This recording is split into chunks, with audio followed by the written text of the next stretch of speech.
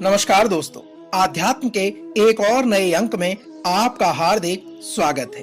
दोस्तों, कार्तिक मास की अमावस्या को दिवाली मनाने के 6 दिन बाद कार्तिक शुक्ल को मनाए जाने वाले इस व्रत को छठ पर्व कहा जाता है। यह 4 दिनों का त्योहार होता है और इसमें साफ सफाई का विशेष ध्यान रखा जाता है। इस त्योहार में गलती की कोई जगह नहीं होती।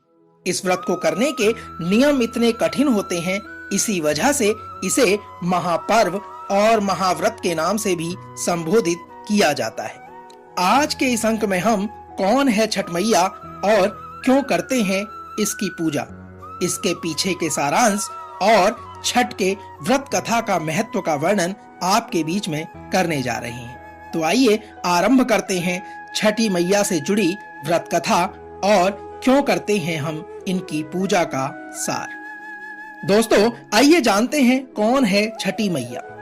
मान्यता है कि छठ देवी सूर्य देव की बहन है और उन्हीं को प्रसन्न करने के लिए जीवन के महत्वपूर्ण अवयवों में सूर्य व जल की महत्ता को मानते हुए इन्हें साक्षी मानकर भगवान सूर्य की आराधना तथा उनका धन्यवाद करते हुए माँ गंगा, यमुना या किसी भी पवित्र नदी या पोखर के किनारे माँ छठी की पूजा की जाती है। छठी माँ यानी छठ माता बच्चों की रक्षा करने वाली देवी है। इस व्रत को करने से संतान को लंबी आयु का वरदान प्रदान होता है। यदि बात करें मार्कंडेय पुराण में तो इस बात का उल्लेख वहां पर प्रमुख रूप से मिलता है कि सृष्टि की अधिष्ठात्री प्रकृति देवी ने अपने आप को 6 भागों में विभाजित किया। इनके छठे अंश को सर्वश्रेष्ठ मातृ देवी के रूप में जाना जाने लगा, जो ब्रह्मा की मानस पुत्री है।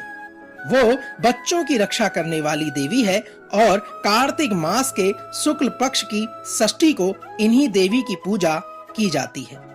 बात की जाए तो कहा जाता है शिशु के जन्म के 6 दिन बाद इन्हीं देवी की पूजा की जाती है।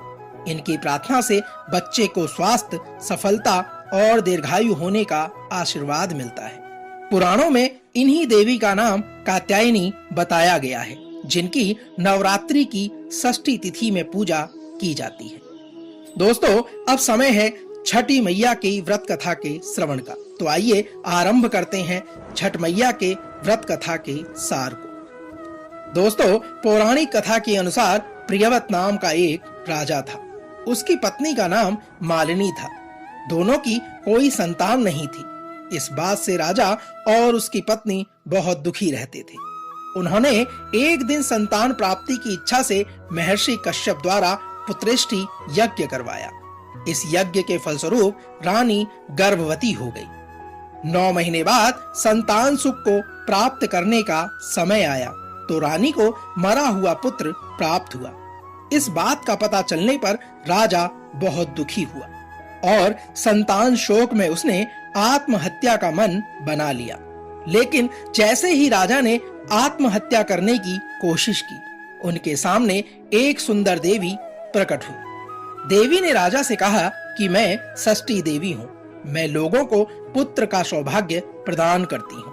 इसके अलावा जो सच्चे भाव से मेरी पूजा अर्चना करता है, मैं उसके सभी प्रकार के मनोरथ को पूर्ण कर देती हूँ। यदि तुम मेरी पूजा करोगे तो मैं तुम्हें पुत्र रत्न प्रदान करूंगी। देवी की बातों से प्रभावित होकर राजा ने उनकी आज्ञा का पालन किया। राजा और उसकी पत्नी ने कार्तिक शुक्ल की षष्ठी तिथि के दिन देवी षष्ठी के पूरे विधि विधान से पूजा की। इस पूजा के फलस्वरूप उन्हें एक सुंदर पुत्र की प्राप्ति हुई। कहा जाता है तभी से छठ का यह पावन पर्व मनाया जाने लगा। दोस्तों, छठ व्रत के संदर्भ में एक अन्य कथा के अनुसार जब पांडव अपना सारा राजपाट जुए में हार गए, तब द्रौपदी ने छठ व्रत रखा।